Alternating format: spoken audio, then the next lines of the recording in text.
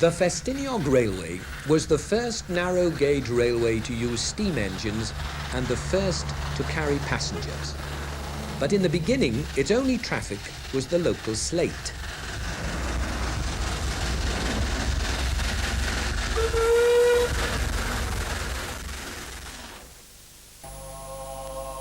In the quarry, I found a face, brow and nose and eyes cleft in a stare of 10-year-old surprise. Now the rock is blasted, and the dub chock full of soil and rubble, and the shale carried away in cart and lorry. It's still like cracked reflections in a pool, or image broken in a smithereen of mirrors, or picture jigged and sawn with paste and scissors. The rock face, temple, mouth and all, peers bleakly at me from this dry stone wall.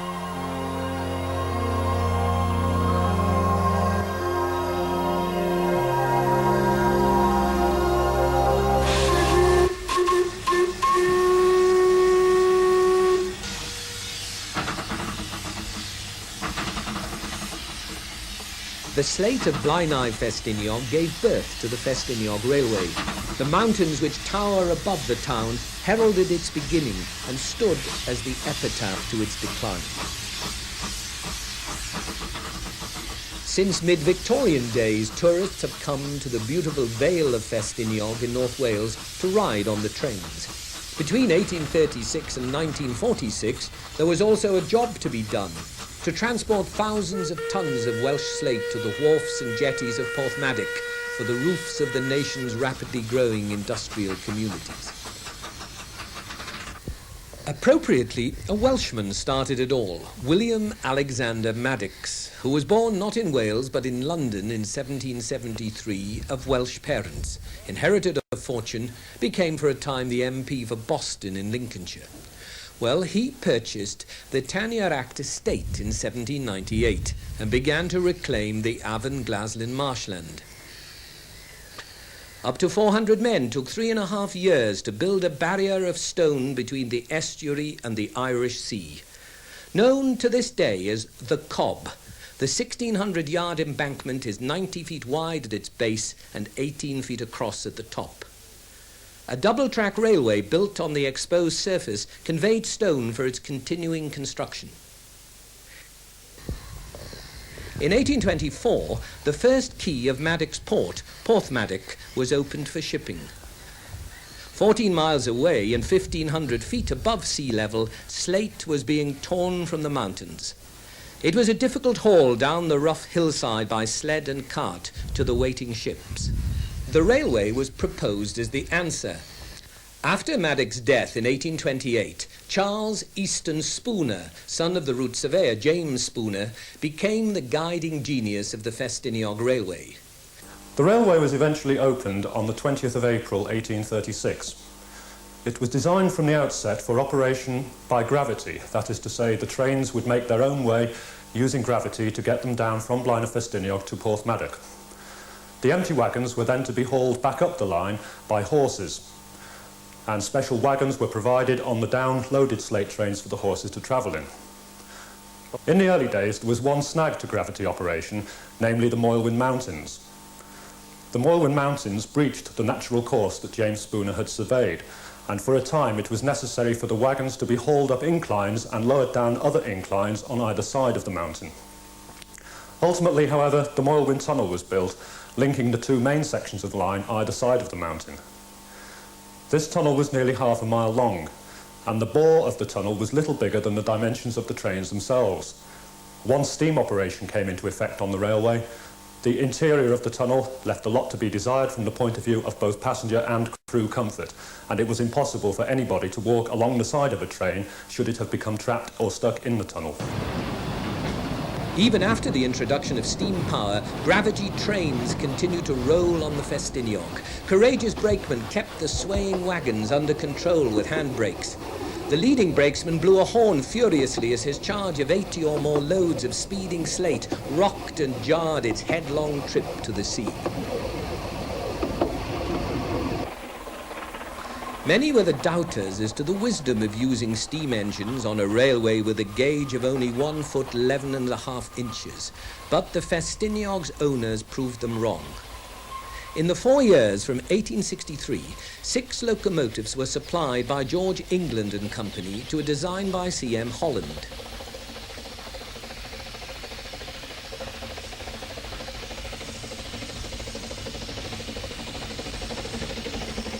Only Prince and Princess remain. Princess is a museum piece. Fortunately, her aristocratic stablemate is very much alive and well, and proves it by pounding away from Rue Goch with a heavy load straining her buffer beam.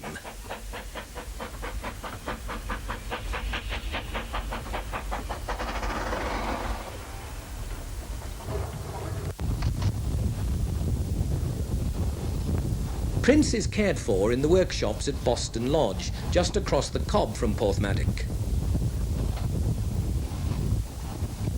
The name of Boston Lodge may not be as familiar as some of the bigger railway engineering halls of fame, but size for size, its claim to fame is just as great. In these workshops, 2 of the famous double Fairlies were built, and to this day the Festiniog's complement of stock is lovingly restored and maintained here.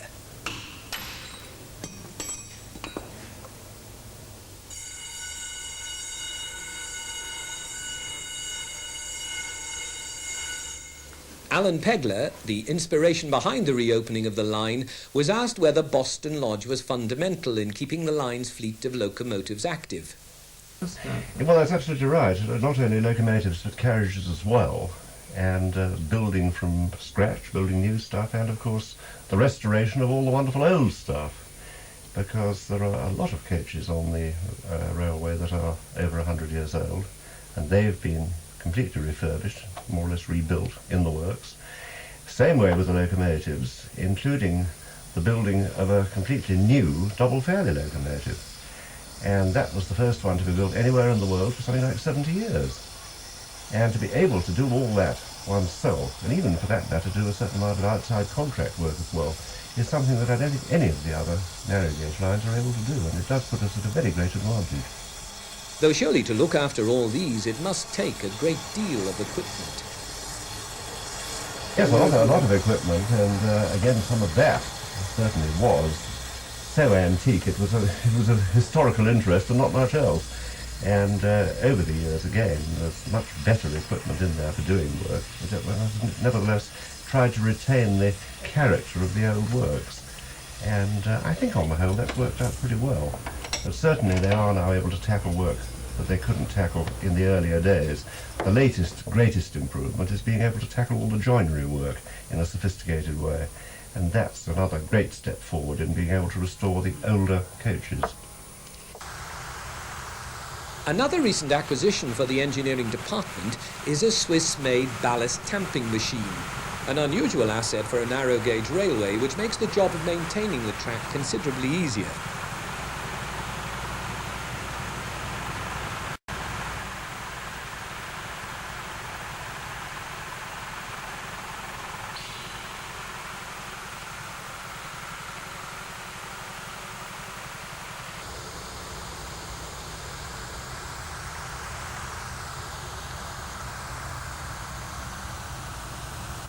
Once steam power had been established in the early 1860s, the line prospered. During its heyday, 250,000 tons of slate a year were carried. Tourists were beginning to discover Wales, and in 1864 the Festiniog allowed passengers to travel at their own risk. It became licensed as a passenger service the following year, but its prosperity was not to last. The slate trade dwindled over the years, and ultimately the line was abandoned in 1946. The line lay dormant until revived in 1954 by the Festiniog Railway and members of the Railways Society, with Alan Pegler at the helm. Volunteers exhumed the track from the undergrowth until the simplex tractor could blunder its way through to Blaenau Festiniog. It was an incredibly difficult task, as Alan Pegler and John Routley, chairman of the company, explain. The way it started in '54 is quite interesting, of course, isn't it? I mean, the fact the people who wanted to get it going got hold of you, Alan, didn't they? That's right, yes. And then you got a hold of me. Yeah, well, I first came up early in 52, and so my association goes back 30 years plus, and of course, you know, the sight of it to begin with, I mean, it was in a way terrible because it had been let go so badly. I mean, anything in this part of Wales, if it's left to nature, everything grows awfully quickly. And having been left at that stage untouched for over 8 years, it was really quite terrible, the amount that had to be done. And, the lower part of the line where the woods are, I mean, there were young trees going to a height of 15 feet between the sleepers in places, that kind of thing. Quite extraordinary. But there were two stages, really. One was restoring all that dereliction, which was a fantastic job done practically entirely by volunteers. That's right. Because we couldn't afford to pay anybody in those days. And we went for about a year without any employee at all. We sold scrap that was lying around to pay for anything we needed. We had no income from trains. And after a year, we just restored this bit across to the works, and we ran a train back and forth here and started to generate money, and gradually got more and further up the line, generated more and more passengers. And it's been making steady profits. The track that the workers uncovered piece by piece forms the longest narrow gauge railway in Wales. From Porthmadog, the line crosses the Cobb, Maddox embankment, to keep the sea at bay. This was the first piece of track to be reopened in 1955. Passing the Boston Lodge Works, it begins its uphill climb. They used to bring dead bodies down from remote farms in the hills to that graveyard in a special hearse wagon. Minforth is reached in 9 minutes by today's trains, though it took the workers another year to restore this far. Here, passengers can interchange with British rail trains on the old Cambrian Railways line from Barmouth Junction to Fairlie, which passes underneath the Festiniog's track. The next station is Penrhyn, on the borders of the Snowdonia National Park. From here on, the scenery becomes increasingly spectacular as the trains gain height.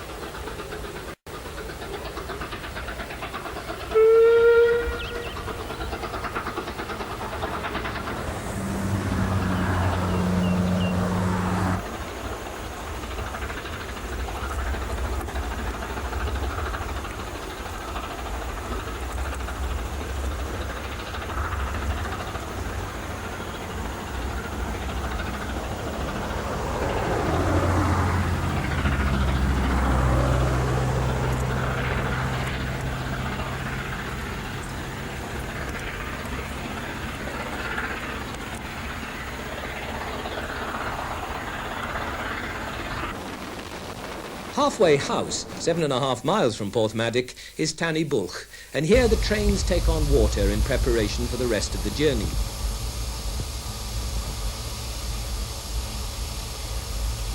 Linda and her sister Blanche were built in 1893. They spent most of their working lives carrying stone from the Penrhyn quarry to the Menai Straits. They were built by Hunslet, as was Britomart, an 1899 product acquired from the Penny Orseth slate quarry.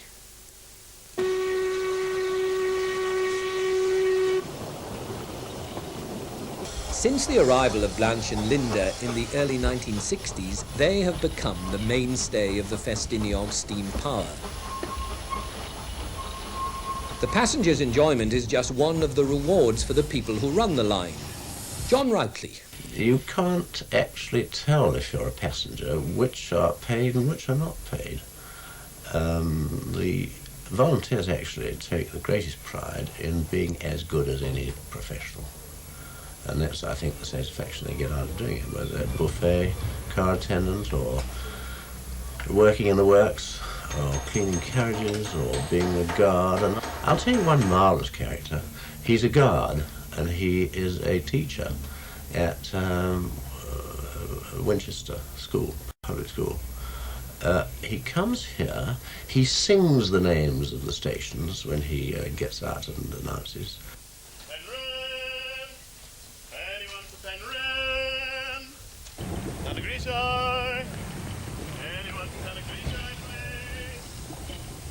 please? And after all, they all have to be trained. We don't let anybody be a guard. They have to start by cleaning carriages, and then they have to work as an assistant guard, and then they have to have exams and practical exams and supervision and passing out before they're allowed to take charge of a train. The same with firemen, locomotive drivers, signalmen, everything you can think of. They're professionally trained volunteers.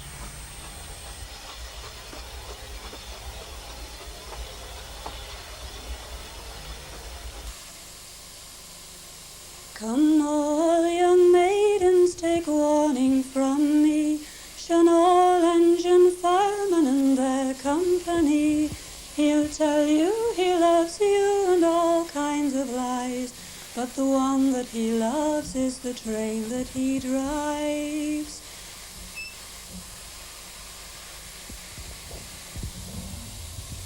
I once loved a fireman and he said he loved me. He took me walking into the country. He hugged me and kissed me and gazed in my eyes and said, "You're as nice as the 845.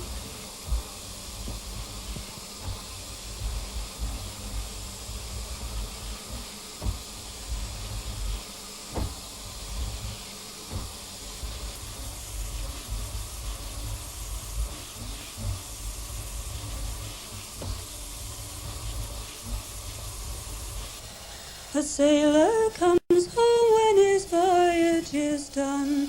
A soldier gets weary of following the drum. A collier will cleave to his loved one for life.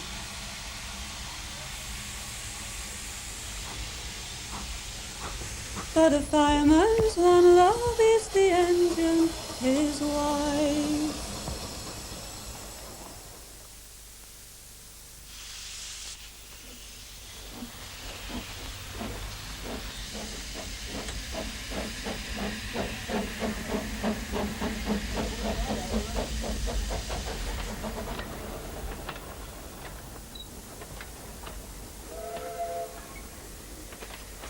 In May 1982, a special vintage train was run to commemorate the 150th year since the Act of Parliament which permitted the line's construction.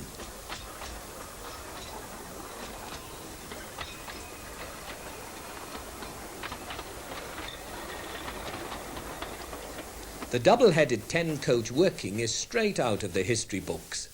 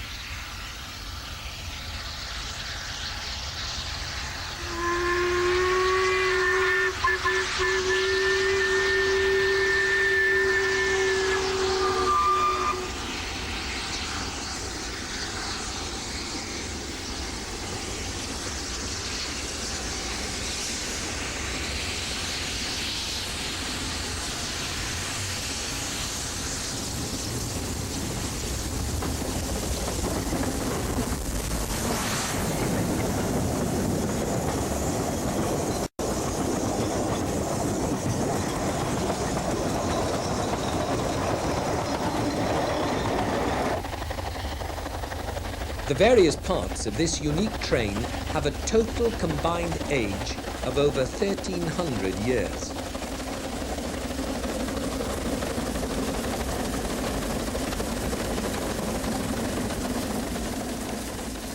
At 119 years of age, the locomotive Prince and 2 of the 4-wheel coaches were the train's most venerable components. The youngest, the 3rd 4-wheeler, was only 97.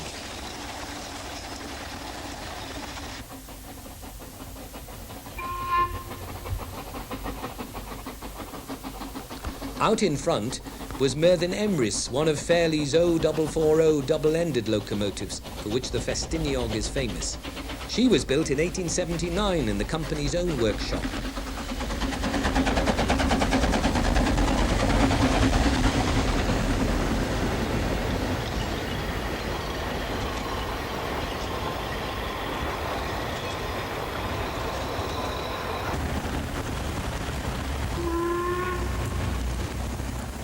Originally, you know, steam for narrow gauge traction was a subject of national debate and considerable ridicule.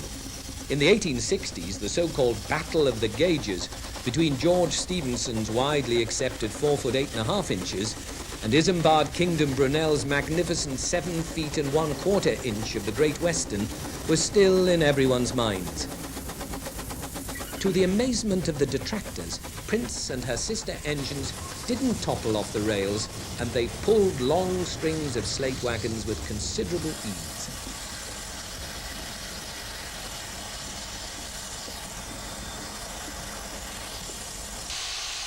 The rest of the vintage train mirrors the first 2 decades of Festiniog passenger travel. Coaches 3 and 4 carried Great Britain's first paying passengers on a narrow gauge line. They sat back to back, facing outwards on the knife-board seats. For most of the journey, those facing away from the valley would have seen little but dry stone wall and rock cutting. Number 8 is the last surviving quarrymen's coach. Built at Boston Lodge, it was extremely Spartan. The men provided their own candles and set fire to newspapers for heat, one of the dangerous practices associated with the railway in earlier days, which, surprisingly, caused relatively few accidents down the years. The 4-wheelers are known as bug boxes, and the quarrymen's train earned the title the Flying Flea. Coaches 15 and 16 were Great Britain's first bogie coaches. Underframes and body frames are wrought iron. Numbers 17 and 18 were constructed 4 years later, in 1876, and have more conventional all-wood bodies with curved waist panels and are known as bow-siders. Number 20 was built by the Gloucester Wagon Company in 1879 and has 2 first-class and 4 third-class compartments. Bringing up the rear are coaches 11 and 12.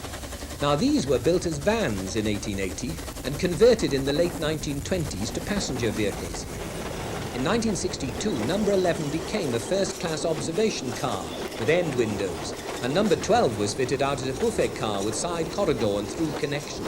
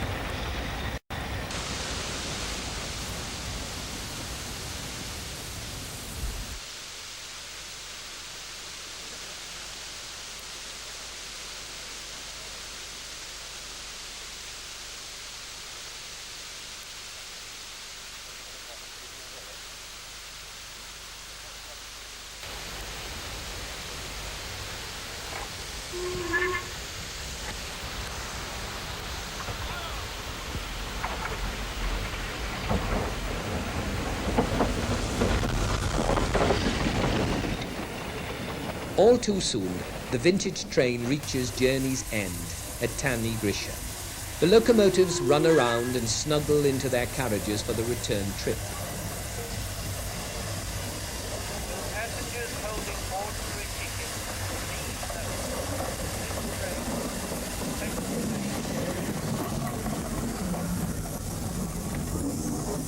train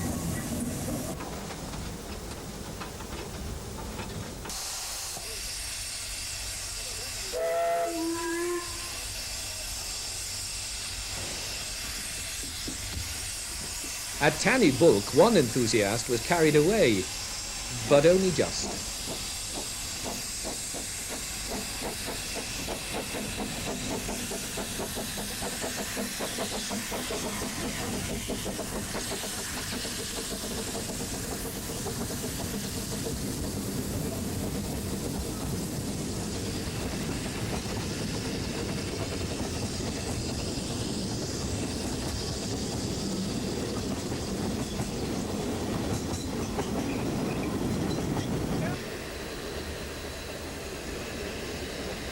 Two and a half hours after leaving, the special simmers quietly across the cob to the harbour station. The celebrations are over, and another page in the Festiniog's history is written.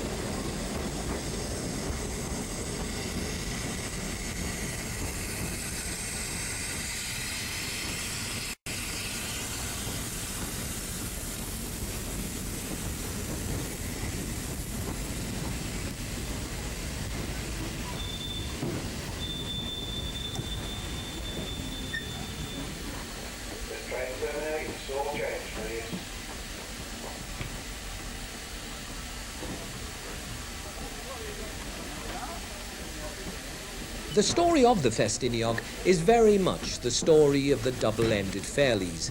The design, which Robert Fairlie patented, is an ingenious answer to the problem of building powerful locomotives for steeply graded, winding, narrow-gauge lines.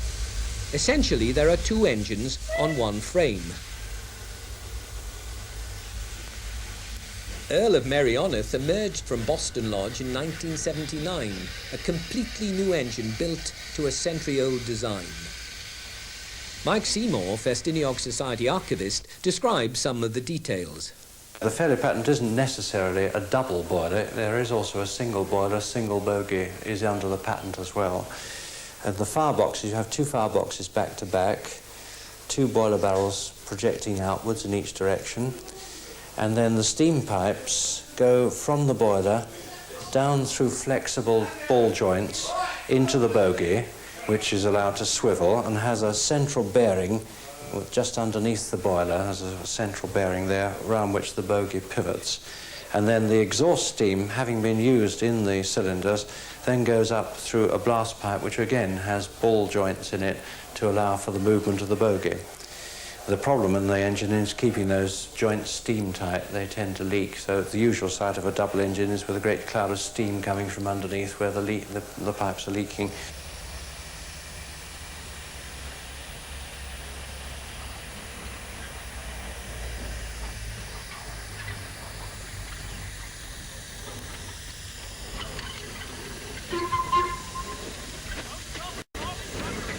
Mervyn Emrys, a legendary Christian bard from the Dark Ages.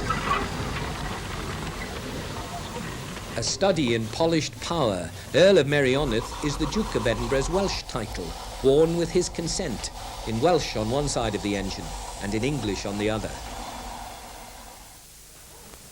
The train leaves Tanny Bulk to begin the second half of the journey, clinging to the mountain as the land falls away beneath it. The scenery changes as wooded slopes give way to open moorland.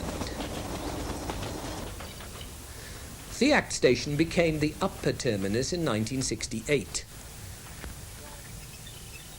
A lengthy section of the line between Theact and Tanny Grisha was lost in the waters of a pumped storage reservoir. It took no fewer than 15 years to obtain compensation for the railway's loss. Almost entirely due to the efforts of bands of volunteers, the rails were eventually rerouted through virgin territory behind the new power station, and a new Molewind tunnel was bored through the hillside.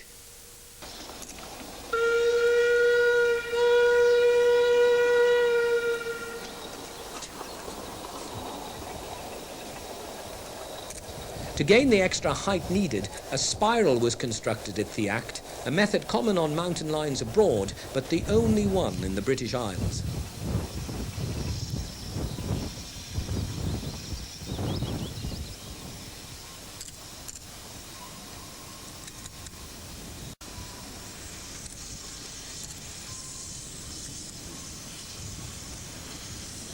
The building of the new line became known as the Deviation Project, a triumph of voluntary effort, culminating in 1978 when Tanni Grisha became the railhead.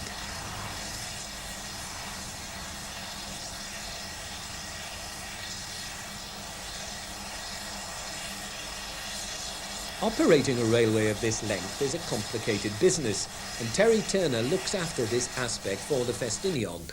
Methods of signalling on the Festiniog Railway are exactly the same as on equivalent British rail lines, that is, to the statutory requirements of the Department of Transport.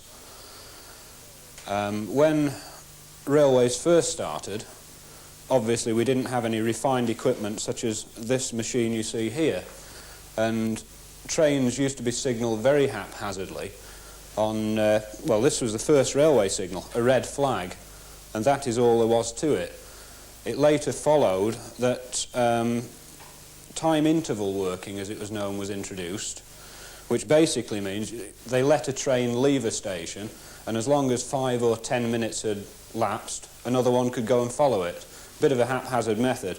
If a train was missing, for instance, they used to send out another engine to find it, and you can imagine the results of that. So it was obvious after a while that we had to find some sort of system that safeguarded the operation of trains. And so began what is known now and still exists today as the absolute block system. This means that a railway is divided into block sections, and in each section only one train is allowed to be at any one time. This was carried out by a simple method of a token. It can be a piece of wood, it can be a milk bottle, it can be anything. But as long as the driver in the section has got this piece of wood or metal or whatever it is, he knew that nothing else would be in the section. And of course this leads to this sort of instrument, which is a more modern version. This is it's known as ETS, electric tokens. And at the end of each block section there's one of these, a pair of matching instruments. This is the Portmaddock token. There's an equivalent one at Minford. Now, for any train to be in this Portmaddock to Minford section, they must be in possession of one of these tokens. You may immediately say, then, if there's only one train, why have we got all these tokens? This is because traffic doesn't always balance itself. You can get 3 up trains and 1 down train, so eventually a lot of these tokens could end up at one end or the other. So, although there can only be 1 token at once, there's about 40 in the instrument. This is wired electronically to the equivalent token instrument at Minford, which means that when a token is out here, you cannot get another one out here or one out at Minford.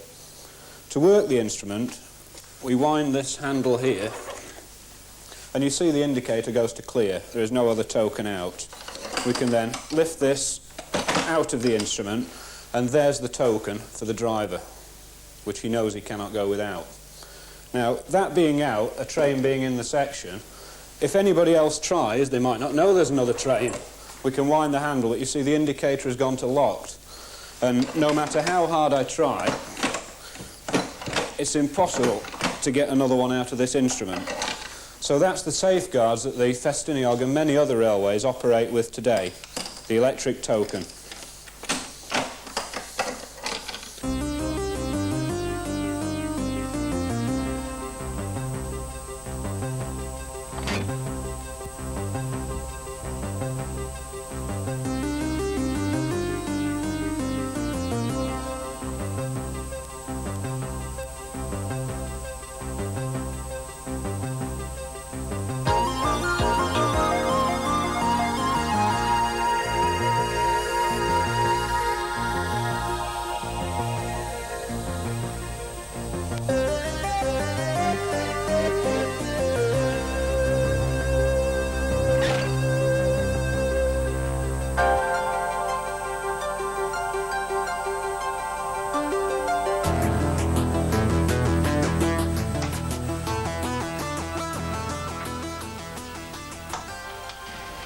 This train terminates. All change, please.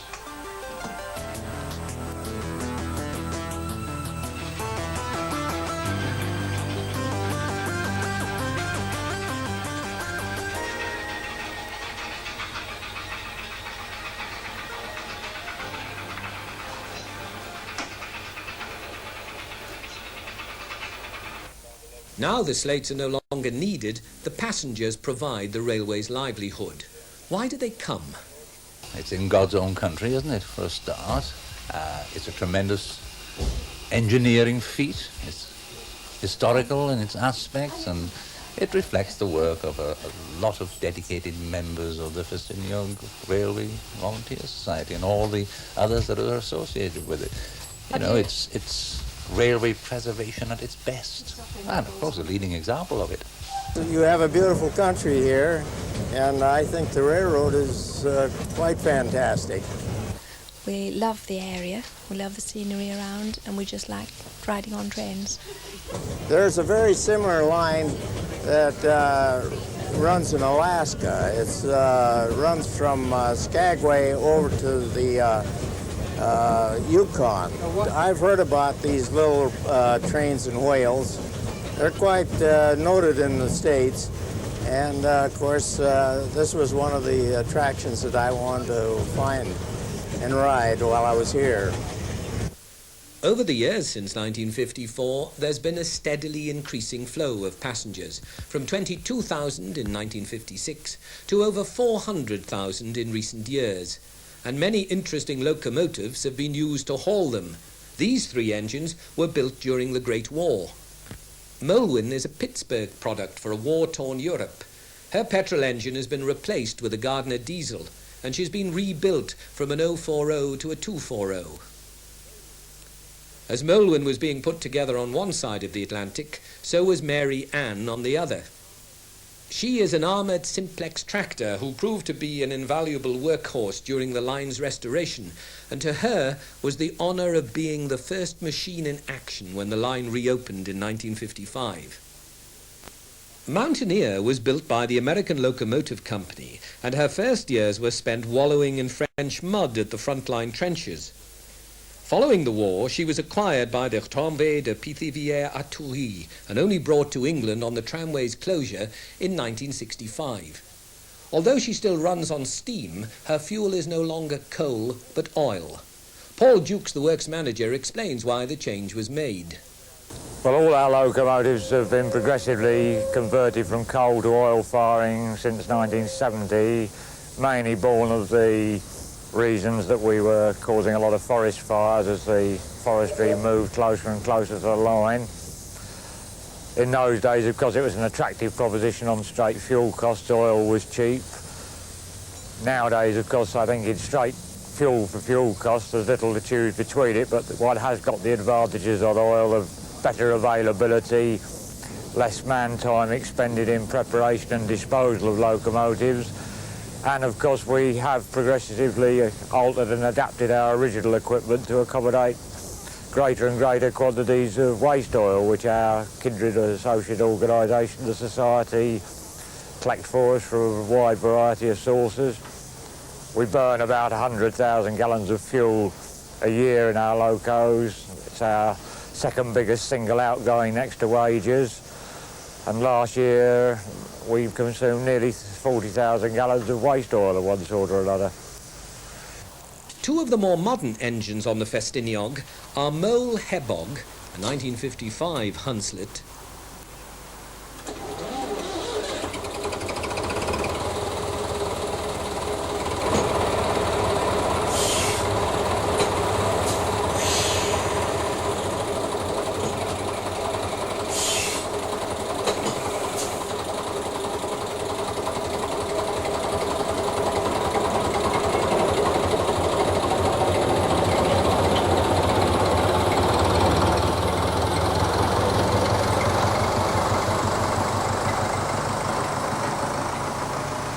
and Upnor Castle, a Planet-type engine. She is the line's most powerful diesel with a tremendous turn of speed. She's ex-Admiralty, built in 1954 with a Foden engine, now replaced with a Gardner.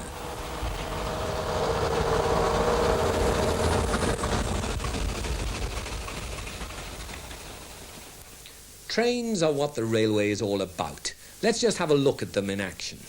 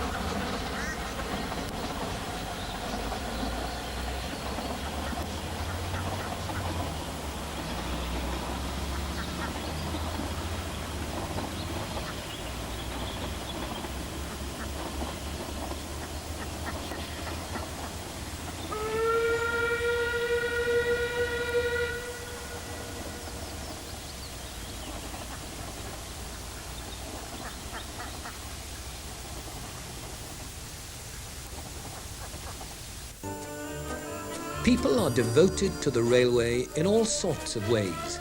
The enthusiasts who found the money to rescue it, the staff and volunteers who run it, and the passengers who ride on it.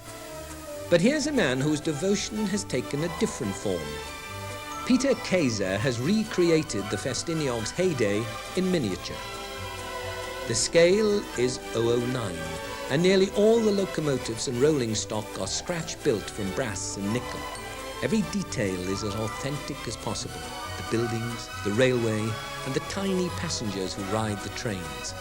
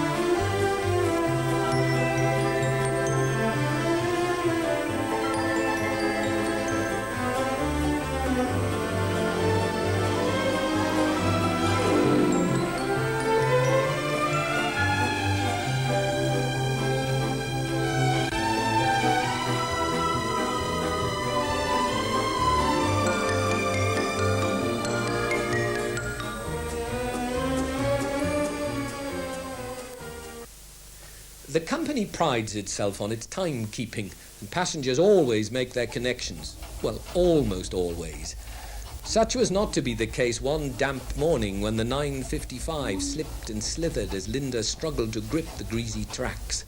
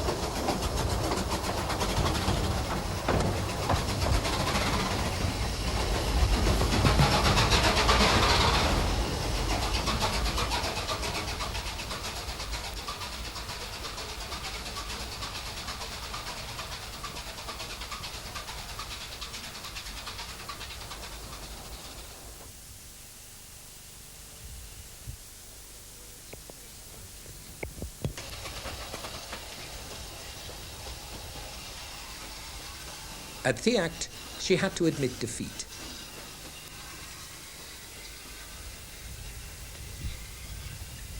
But at this moment of crisis, the true British spirit revealed itself.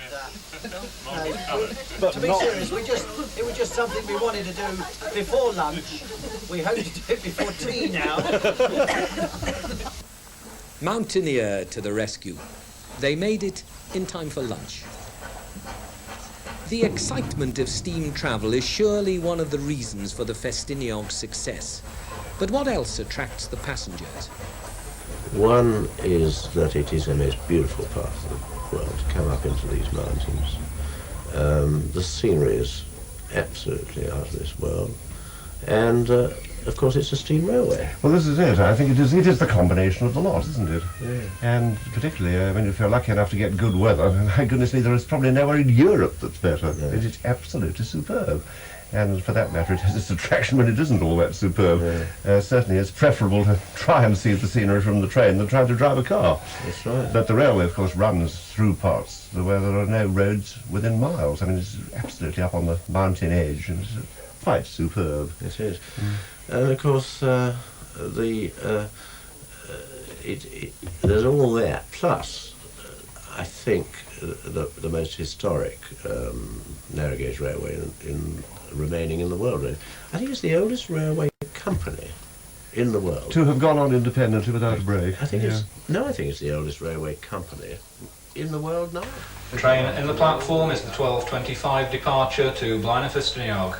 Buffet service will be available in the rear 6 coaches of this train. Reserved accommodation for the Creams coach party is in coach 23 to your left as you enter the platform.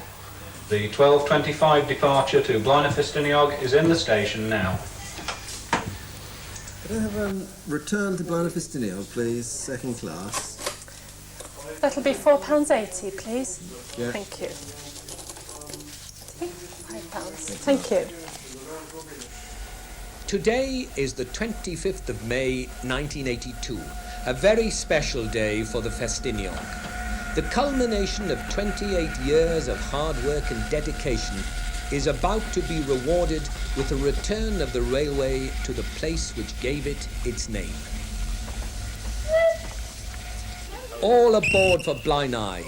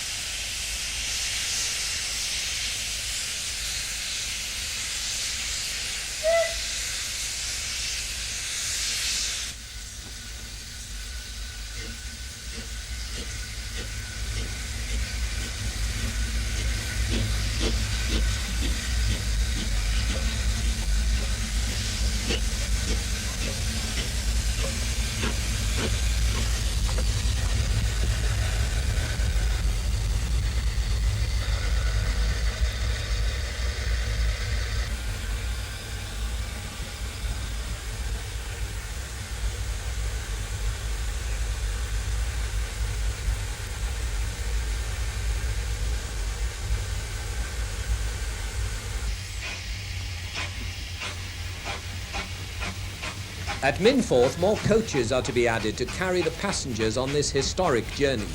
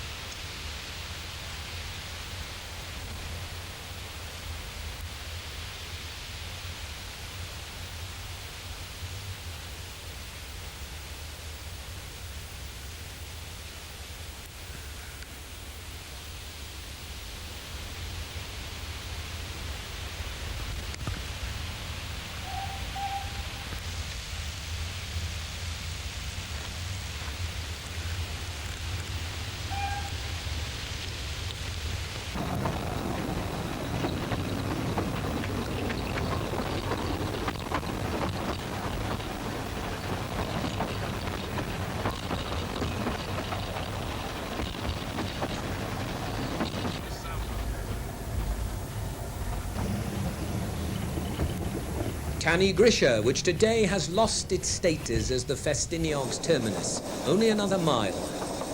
The crowds are waiting. Enthusiasts have come from all over England, a crowd of happy people awaiting the fulfillment of a dream.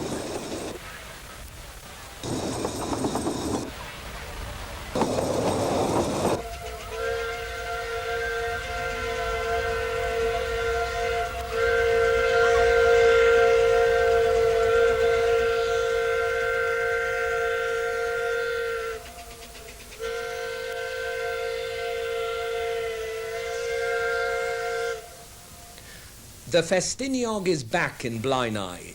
The railway has come home.